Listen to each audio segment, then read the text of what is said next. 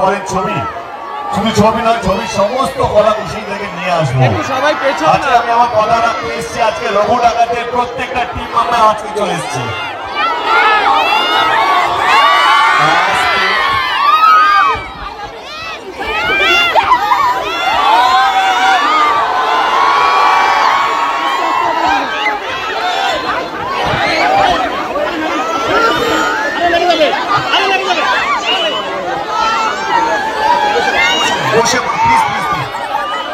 বলছি আপনার যদি এরকম করে তাহলে আমাকে তাড়াতাড়ি চলে যেতে হবে।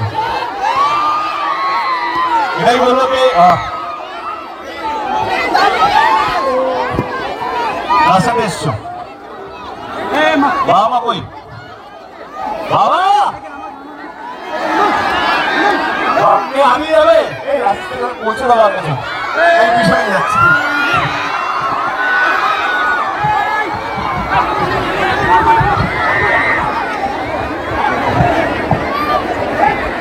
আস্তে আস্তে আস্তে গাইস গাইস আস্তে।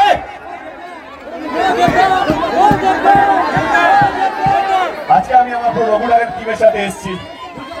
আমরা নর্মালি যেটা করে থাকি আর কি, কলকাতায় আমরা আমাদের ছবি প্রমোশন করি। আমরা ভুলেই যাই যে পুরো গ্রাম জুড়ে, পুরো বাংলা জুড়ে আমাদের দর্শক আছে যারা বাংলা ছবি দেখতে ভালোবাসে।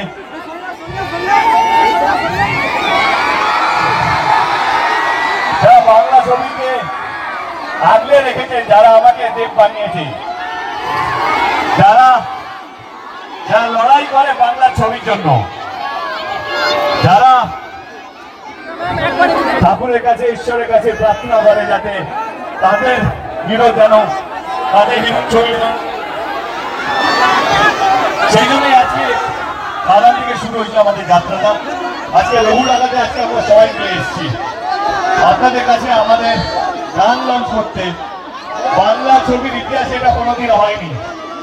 যতবারই আমরা ট্রেলার, টিজার, গান রিলিজ করেছি সেটা হয়তো কলকাতায় কোনো একটা মলে বা কোনো একটা সোশ্যাল মিডিয়াতে, কিন্তু ডিস্ট্রিক্টে এসে এরকম ভাবে আপনাদের সঙ্গে উৎসবের আগে একটা উৎসব সেলিব্রেট করা, এটা প্রথমবার হতে চলেছে। আজকে গান রিলিজ, আজকে আমি এই মঞ্চে স্টার নই, এই মঞ্চে আছে দুজন স্টার। একটা হচ্ছে নীলায়ন চ্যাটার্জি, আর একটা হচ্ছে ঈশান মিত্র। তো ঈশান কই? নীলায়ন সুর দিয়েছে, ঈশান গিয়েছে। ঈশান নীলায়ন আমার আগের গানটা ওরাই বানিয়েছিল, বাপ এসেছে, কারো মনে আছে? আজকে ওইটা গাইবি না, ওইটা গাইতে হবে না। ওকে ভাই, যার জন্য আজকে আমরা এখানে উপস্থিত, তাকে প্রসেনকে থ্যাংক ইউ সো মাচ। এত সুন্দর পরিবেশ তৈরি করার জন্য, এত সুন্দর কম সময়ের মধ্যে বৃষ্টি হচ্ছিল, ঝড় হচ্ছিল, তার মধ্যে এরকম একটা মঞ্চ তৈরি করা, এরকম একটা জিনিস তৈরি করা, প্রসেনজিৎকে মন থেকে অসংখ্য ধন্যবাদ আমার টিম রঘু ডাকাতের পক্ষ থেকে। এবার আমি বলবো নীলাকে কিছু বলার জন্য, ঈশানকে কিছু বলার জন্য, তারপরে আমরা গানটা দেখে নেবো।